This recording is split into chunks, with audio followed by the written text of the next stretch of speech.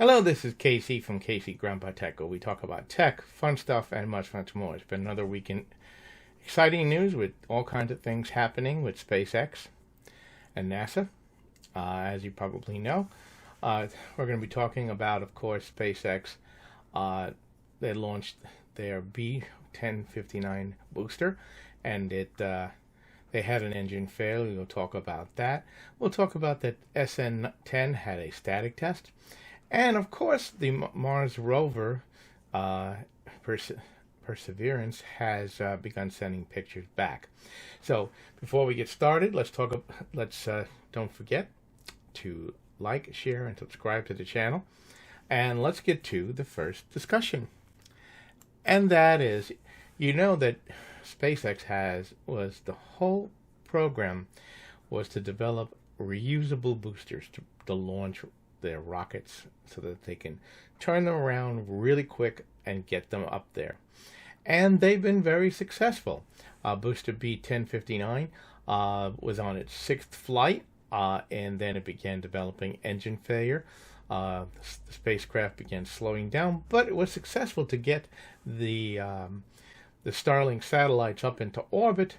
But then when it began its descent and return to Earth, they began to lose control, and you can, in the pictures, of course, from the live feed, it was approaching the landing gear, but it looks like they self-destructed it.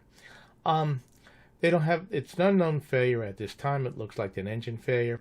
So let's move on to the next exciting news, and that is SN10 has run its first static test, and it's got FAA approval to do a full test and launch later on, possibly next week.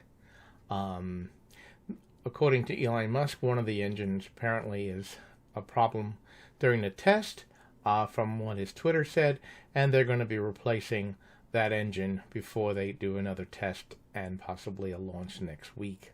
And that is an exciting thing. We're moving closer and closer and closer to getting to Mars and to the moon. Now, of course, as you know, the Mars lander, Perseverance, landed safely on Mars and began taking pictures. And that's an exciting thing in itself. And the full color 3D pictures. Of course, as you know, Perseverance has a mission, of course, for ancient life. It's going to be drilling holes in the surface, and it'll be taking soil samples, which will be later returned to Earth to be looked at. It's also going to be has a helicopter stored underneath it, or as they call it, they have another name for it, and that'll happen later on in the mission. They'll attempt to fly that in the thin Martian atmosphere.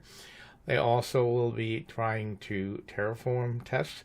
They'll be attempting to take the Martian atmosphere and derive oxygen out of it, so that future space missions, they'll be able to convert the Martian atmosphere into breathable oxygen for the astronauts. Also included in that mission, of course, are the different spacesuit materials.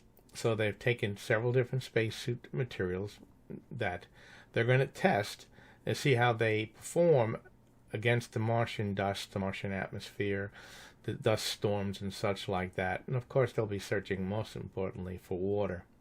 And that's just some of the tests. Let me just show you another picture that they have. And of course that's just another picture that they're taking. It's sending back panoramic views, panoramic pictures, and of course soon it'll begin to move and begin to take soil samples and do all of its tests that it was designed to do. And that's a fantastic thing. So we're getting closer and closer. So on my next talk to you, I'm going to be talking about habitats. Habitats on Mars. Apparently they've come up with some interesting ideas on how to create and build habitats for the astronauts before they arrive. So this is Casey from Casey Grandpa Tech out. And until next time, please like, share, and subscribe to the channel. And I'm always looking for your comments and your ideas. So until next time, thanks a lot.